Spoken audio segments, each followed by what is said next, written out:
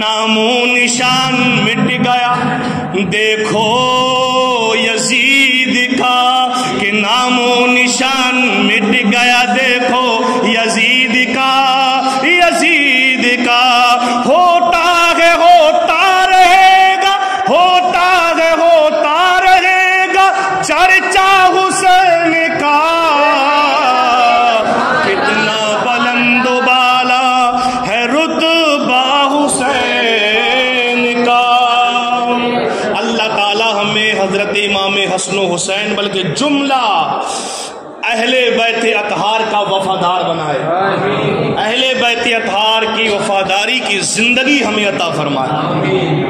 میں نے جو آیت کریمہ کو پڑھا نا، کہ پچھلے جمعے کو بھی میں نے بتایا تھا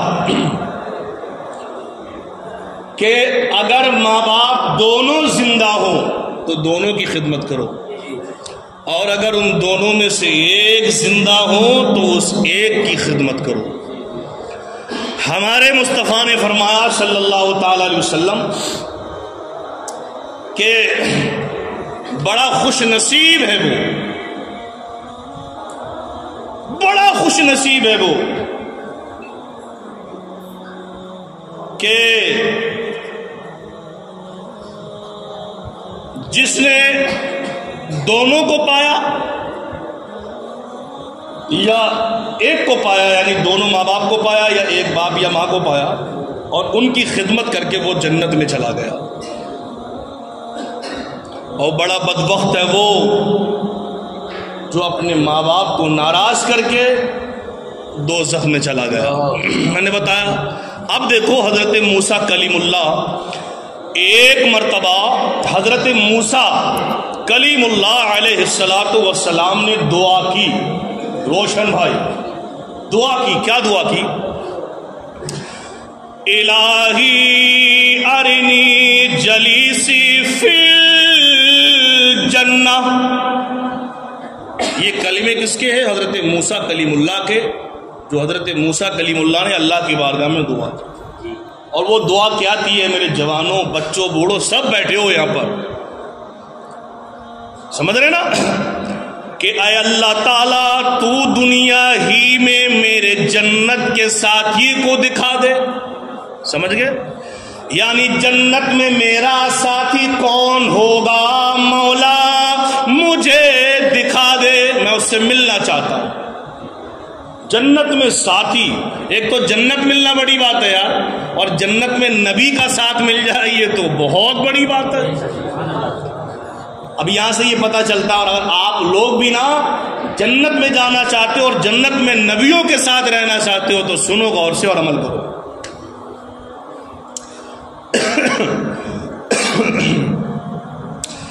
اللہ تعالیٰ نے فرمایا اے موسیٰ علیہ السلام تم فلاں شہر کے فلاں بازار میں چلے جاؤ۔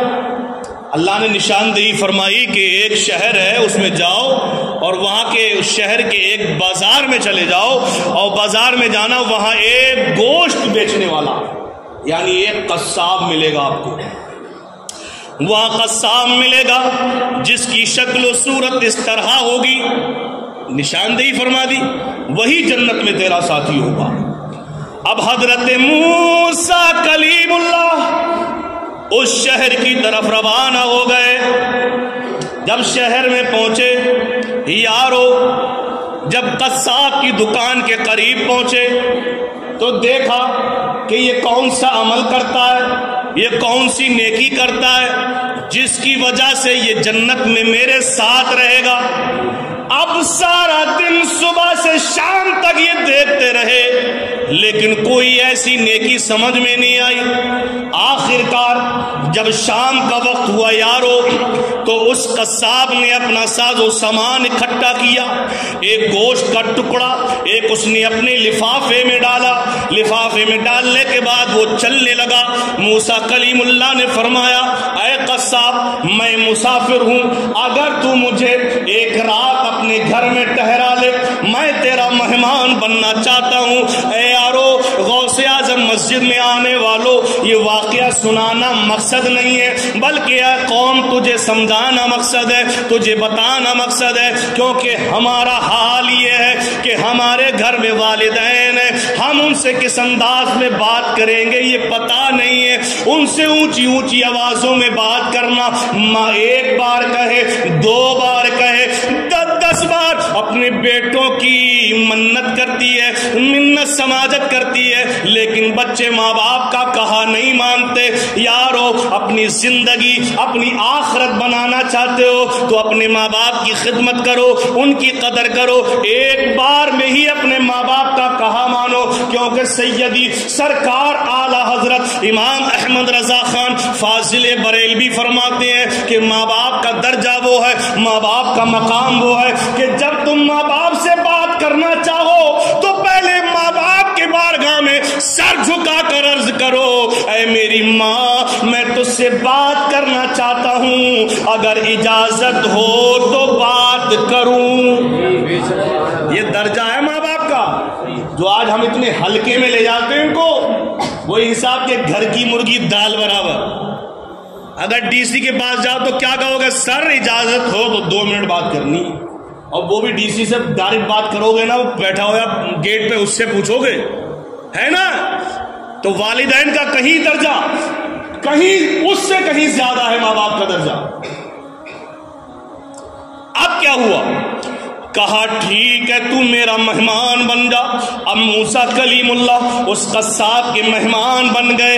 اب یہ دونوں اس قصاب کے گھر کی طرف روانہ ہوئے۔ یارو توجہ کرنا، شام کا وقت تھا۔ اب یہ قصاب جب اپنے گھر پہنچا، پہنچنے کے بعد میں اس نے اپنے تھیلے سے، اپنے لفافے سے وہ گوشت کا ٹکڑا نکالا، اور نکالنے کے بعد میں اس کے چھوٹے چھوٹے پیس کیے، اور جیسے تیسے اس کی سبزی بنائی، سالن بنایا، بنانے کے بعد میں روٹیاں بنائی، اور روٹیاں بنانے کے بعد میں اس نے جب ترکاری کو کسی برتن میں کیا تو موسیٰ کلیم اللہ فرماتے ہیں میرا خیال تھا کہ یہ کھانا میرے لیے لائے گا، یہ میرے لیے برتن میں کر رہا ہے، لیکن موسیٰ کلیم اللہ فرماتے ہیں جب اس نے سالن برتن میں اتارا، روٹیاں لی، اور جب وہ لے کر چلا میں سمجھا میرے قریب آئے گا، لیکن وہ چلتا گیا، قریب کے ایک کمرے میں گیا، میں نے دیکھا کہ گھر میں تو کوئی موجود نہیں ہے، یہ کمرے کی طرف کیوں جا رہا ہے، یہ کمرے میں کھانا کس کو کھلائے گا؟ یارو جیسے وہ کمرے میں بڑھا، موسیٰ کلیم اللہ فرماتے ہیں کہ میں بھی پیچھے پیچھے کمرے کی طرف بڑھا۔ جب میں کمرے کی طرف بڑھا تو میں نے کمرے میں دیکھا کہ ایک کمرے میں بوڑھی ماں ہے جس کا سر بھی ہل رہا ہے، جس کے ہاتھ بھی ہل رہے ہیں۔ اس قصاب نے ایک روٹی کا ٹکڑا توڑا، توڑنے کے بعد سالن میں بھگویا، بھگونے کے بعد اپنے منہ میں ڈالا، منہ میں ڈالنے کے بعد دانتوں سے چبایا۔ یارو دیکھو اس قصاب نے جب منہ میں چبایا پھر لقمے کو باہر نکالا، اور نکالنے کے بعد میں پھر اپنی بوڑھی ماں کو کھلایا۔ وہ ایسا کیوں کیا؟ کیونکہ بوڑھی ماں کے منہ میں دانت نہ تھے جس کی وجہ سے وہ روٹی چبا نہ سکتی تھی۔ یارو جب ماں نے پیٹ بھر کے کھانا کھا لیا تو اپنے ہاتھوں کو اٹھا کر دعا کرنے لگی، اے رب کعبہ میں اپنے بیٹے سے راضی ہوں، اے میرے رب تو بھی راضی ہو جا۔ اور یہ دعا کرنے کے بعد میں یارو حضرت موسیٰ کلیم اللہ فرماتے ہیں کہ ماں نے دعا کی، اے رب کعبہ میرے بیٹے نے مجھے راضی کر لیا ہے، اے پروردگار عالم بعد مرنے کے میرے بیٹے کو جنت میں موسیٰ کلیم اللہ کا ساتھ عطا فرمانا۔ دیکھو ماں کی دعا یہ ہے کہ ماں کی دعا کہ جنت تو ملی جنت میں نبی کا ساتھ ملا۔ یارو تم بھی چاہتے ہو اللہ تمہیں جنتی بنا دے تو پہلے اپنے گھر میں رہنے والی ماں کی خدمت کرو۔ یارو اپنی ماں کی اس وقت کو یاد کرو کہ جب ماں نے تم کو اپنے 9 مہینے شکم میں رکھا، نہ جانے کتنی تکلیفوں کو برداشت کیا، کس قدر تکلیفیں ہوتی، لیکن بچے کی خاطر سب برداشت کرتی۔ یارو جب پیدائش کا وقت آتا ہے تو اس وقت کس قدر قدر تکلیف ہوتی ہے. ایک نوجوان نے اپنی ماں کو کاندھے پہ بیٹھایا, بیٹھانے کے بعد اس کو حج کے لیے لے گیا. ایک بار لے گیا, 2 بار لے گیا, یہاں تک کہ تپتی ہوئی ریت میں کنکری جیسا رستا تھا, باریک باریک پتھروں کا راستہ.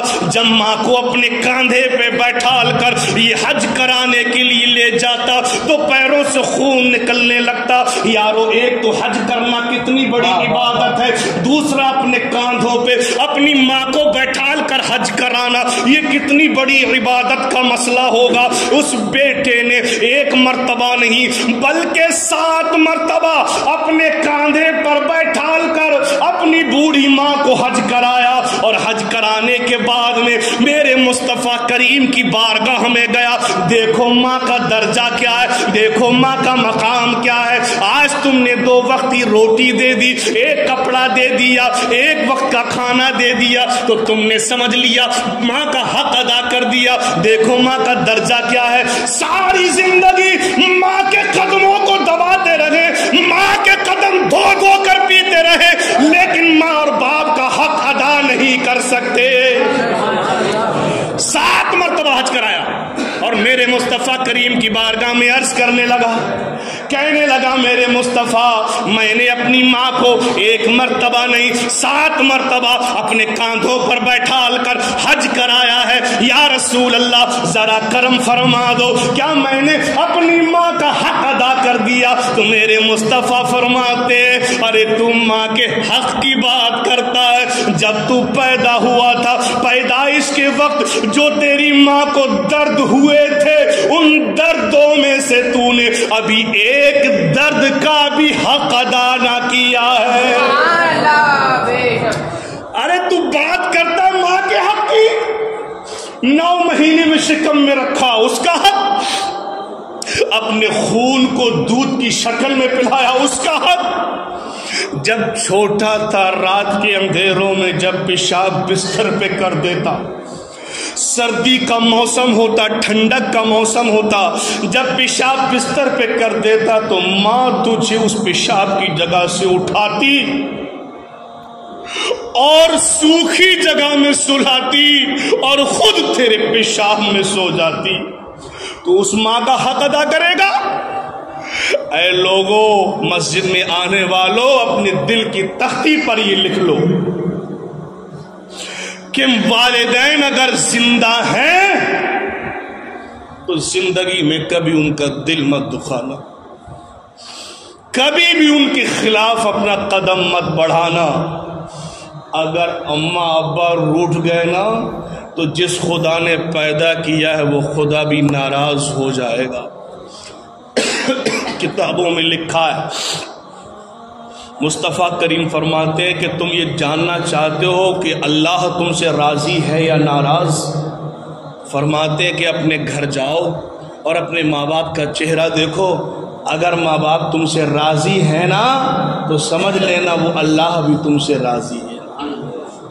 حدیث شریف کا ٹکڑا ہے, پوری زندگی صدقے کرتے رہنا, خیرات کرتے رہنا, پیروں کو بانٹتے رہنا, مسجدیں بنواتے رہنا, ساری زندگی لنگر کرتے رہنا, ساری زندگی صدقہ کرتے رہنا, مسجد یا مدرسہ بنوانا, کھانوں کی سبیلیں لگا دینا. اگر والدین کھانے اور پینے کے اعتبار سے پریشان ہے نا تو کوئی بھی نیکی تمہیں مل نہیں سکتی. پہلے اپنے ماں باپ کو خوش کر لے, اس کے بعد میں اللہ کی عبادت کی طرف قدم بڑھا. میں نے اکثر دیکھا یہ ماسٹر صاحب لوگ بڑے بڑے دانی بنتے ہیں, باہر بڑے بڑے پیسے والے بنتے ہیں, لیکن انہی کے گھر میں ان کے والدین 10-10 روپے کو ترستے ہیں. کیا کرنا ایسی اولاد کا, کیا کرنا ایسے محل کا, خاک ہو جائے ایسے محل, ایسی دولت, جس دولت سے, جس محل سے ماں باپ کو سکون نہ ملے, کیا کرنا ہے اس دولت کا. اور مصطفیٰ کریم نے فرمایا آج تم اپنے ماں باپ کی خدمت کرو گے, آنے والی نسل تمہاری خدمت کرے گی, اور تم ماں باپ کو رلاؤ گے تو جب تک تمہیں موت نہیں آئے گی, جب تک کہ تمہاری خود کی اولاد تمہیں رلا نہ دے. ایک نوجوان تھا، بیوی کے کہنے میں آ کے اپنے باپ کو اپنے گھر سے باہر نکال دیا. پوتا بھی تھا، اس کا بیٹا بھی تھا، اس کا پوتا ہوا نا باپ کا اور اس کا. تو اپنے باپ کو وہ لے کر کہیں جنگل میں چھوڑنے کے لیے کمبل لیا. کیا؟ کمبل. اور کہا میں چھوڑ آؤں گا. ساتھ میں جو پوتا تھا اس کا بیٹا وہ بھی چل دیا کہ باپ میں بھی تمہارے ساتھ جاؤں گا. کہ چلو. جب وہ جنگل میں گیا تو ایک کمبل اس لڑکے نے اپنے باپ کو دیا. کہا لو باپ میں مجبور ہوں، گھر میں روز روز کی لڑائی میں برداشت نہیں کر سکتا. ہائے افسوس، کیسی کیسی بہویں پیدا ہو گئی جو اپنے باپ کو، اپنے سسر اور ساس کو اپنے اوپر ہی ان کو بوجھ سمجھ لیا. یہ سوچنا ہی بند کر دیا کل کو میں نے بھی ساس بننا. خیر بات لمبی ہو رہی ہے. جب جنگل میں لے جا کے چھوڑا نا تو جو بیٹا تھا اور جس کو چھوڑا اس کا جو پوتا تھا، جب کمبل دیا تو باپ جب لوٹا بولا باپ ٹھہر جاؤ. کہا کیا ہوا بیٹا؟ بولا رکو دادا جی کمبل دو. کہا لے پوتے. جب کمبل دیا تو پوتے نے کمبل کے 2 ٹکڑے کر لیے. کتنے؟ 2 ٹکڑے کر لیے. تو اس کا باپ بولا ارے بیٹا تم نے دادا کے کمبل کے 2 ٹکڑے کیوں کر لیے؟ کہا آج تم جوان ہوئے، میرا دادا بوڑھا ہوا، تم نے یہ کمبل دے کر گھر سے باہر نکالا. میں نے اس کمبل کے 2 ٹکڑے اس لیے کیے ہیں نا، کل جب میں جوان ہو جاؤں گا اور تو بوڑھا ہو جائے گا تو یہی آدھا کمبل لے کر میں بھی تجھ کو گھر سے باہر نکالوں گا.